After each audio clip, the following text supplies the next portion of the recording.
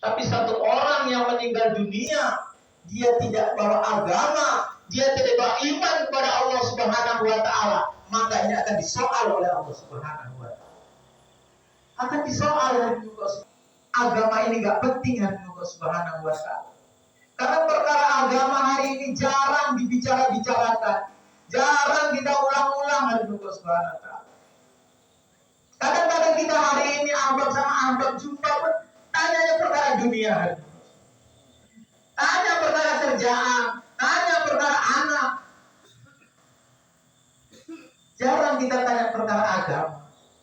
Sahabat-sahabat dulu begitu jumpa tanya masalah iman, tanya masalah amal. Karena apa? Mereka menganggap yang agama itu perkara yang sangat penting sekali.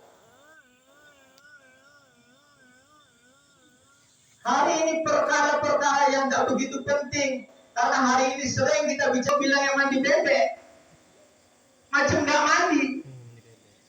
Karena apa? Hari-hari dengar berita sampo, dan tengok televisi pun ada iklan sampo, di sepatu-sepatu ada iklan sampo, sehingga hari muka Subhanahu wa taala kalau hari ini orang mandi nggak pakai sampo macam-macam bebek. Padahal dulu nggak apa-apa mandi nggak pakai sampo. Perkara yang tidak begitu penting karena diulang seolah-olah menjadi penting. Namun perkara agama, perkara yang sangat penting karena jarang dibicarakan, maka menjadi tidak penting hari ini. Menjadi tidak penting hari ini. Hari ini umat Islam menganggap agama menyusahkan. Hari ini orang Islam dengan agama ini alergi hari ini. Tidak mau hari ini orang mengamalkan agama. Karena merasa tidak penting agama itu.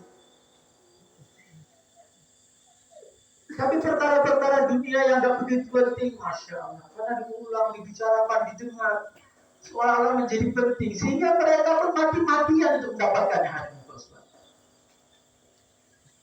Tapi para sahabat-sahabat, para nabi-nabi hari Allah Subhanahu wa taala, mereka menganggap agama itu betul-betul sangat penting hari ini. Sangat penting agama dalam kehidupan mereka. Karena dengan adanya ini agama, yang mana tadinya sahabat-sahabat ini begitu jahiliyah, tidak kenal kepada Allah Subhanahu wa taala.